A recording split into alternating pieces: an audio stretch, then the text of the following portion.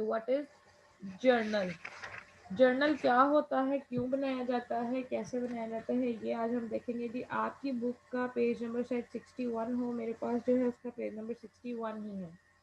जब हमने chapter number 1 में डेफिनेशंस पढ़ी थी और वहाँ पे हमने रिकॉर्डिंग का प्रोसेस पढ़ा था, तो उसने कहा जी first of all transactions are recorded chronologically, यानी डेट वाइज। तो आपका जो जर्नल है वो ऐसी बुक है जिसमें आपकी ट्रांजेक्शन्स को सबसे पहले रिकॉर्ड किया जाता है, यानी ये वो पहली जगह है जहाँ पे आपकी ट्रांजेक्शन्स रिकॉर्ड की जाती हैं। इसके बाद फर्दर प्रोसेस स्टार्ट होता है जी।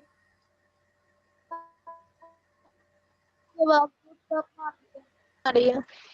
अच्छा, मैं करती हूँ तो ठीक नहीं है। आप बताइएगा, मुझे ठीक आ रही है आवाज़?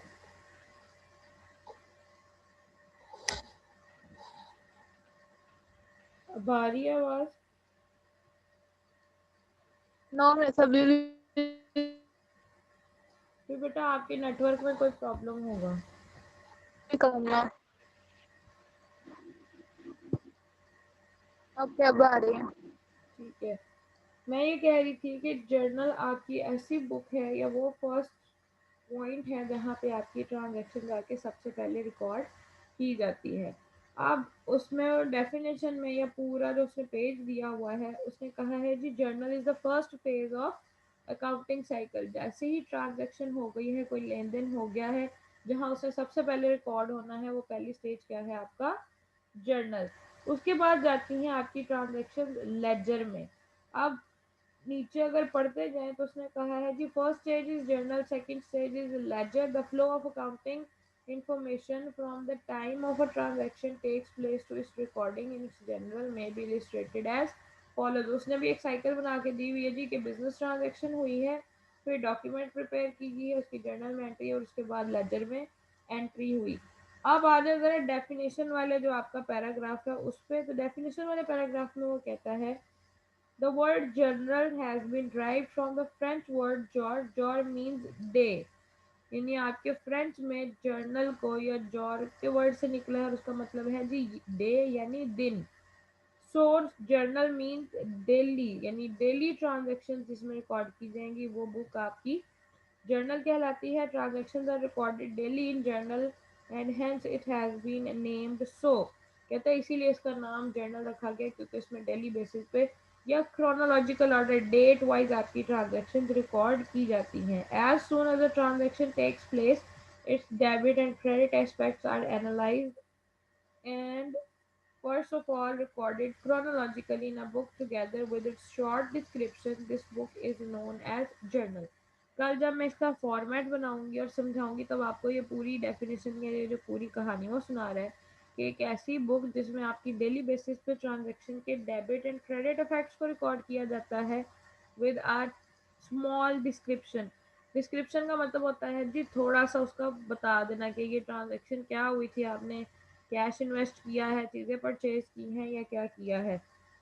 ठीक है जी। Thus we see that the most important function of journal is to show the relationship between the two accounts connected with the transaction. This facilitates writing of laser.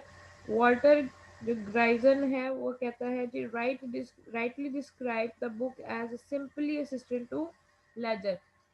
कोई ऑथर है जी उसने कहा है जी ये जो बुक है आपके जर्नल ये लेजर बनाने के लिए हेल्पफुल है या ये उसके लिए सिंपल असिस्टेंट है। ठीक है जी। Since transactions are first of all recorded in journal it is also. अच्छा, अब जर्नल के और भी नाम होते हैं, उसने यहाँ वो सब मेंशन कर, जिसने कहा जी this is also called book of original entry, book of prime entry, primary entry और प्रिलिमिनरी एंट्री या फर्स्ट एंट्री। फर्स्ट के लिए या सबसे पहले के लिए जो वर्ड आते हैं ना, prime, primary, primarily, first, original, जो भी हैं वो सब के सब आपके जर्नल के नाम हैं। अब यहाँ पे अगली डेफिनेशन है जी एंट्री। एंट्री क्या होती है, उसने कहा जी recording of a transaction in appropriate place of concerned book of account is called entry.